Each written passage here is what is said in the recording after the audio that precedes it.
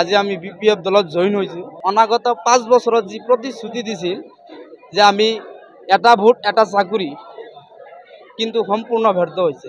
তেওঁ ইউনিভাৰ্চিটিৰ কথা কৈছিল, বড়োলেণ্ড ইউনিভাৰ্চিটি ওদালগুৰি, উন্নয়নৰ কথা কৈছিল, নিবনুৱা সমস্যা সমাধান কৰিম।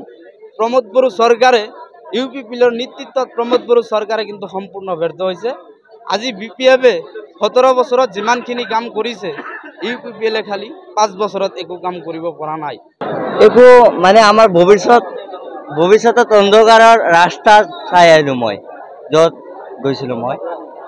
যেতিয়া মই গৈছিলোঁ তেতিয়া ফাৰ্ষ্টত ভালেই আছিল, তাৰপিছত যেতিয়া ৰাজনীতি মই ইমান নাজানো, তথাপিও যেতিয়া অলপ দিন হৈ গ'ল, বেছি দিন হৈ গ'ল মানে, তেতিয়া গম পালোঁ বস্তুটো কেনেকুৱা, মানে ৰাস্তাটো আছে, ৰাস্তা কেনেকৈ গৈ আছে মই গম পাইছোঁ।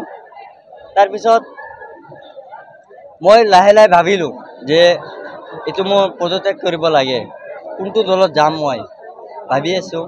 তাৰপিছত BJP আছিল, UPPL আছিল আৰু আমাৰ হাগ্ৰামা ছাৰ, তিনিটাক মই নম্বৰ হিচাপত দিলোঁ। মই কাৰ ওচৰত গ'লে মোৰ ভৱিষ্যতটো ভাল হ'ব, ভৱিষ্যতৰ কাৰণে মই কিবা আমি যেতিয়া আমাৰ ভৱিষ্যতৰ চাকৰি যদি নহয়, আমি পঢ়া শুনা কৰা শিক্ষিত মানুহ হৈ কিনে যদি অলপ চাকৰি নাপাওঁ তো কি হ'ব। সেইটো কাৰণে মই হাগ্ৰামা ছাৰক এইটো BPF দলক মই গ্ৰহণ কৰিলোঁ। আজিৰ পৰা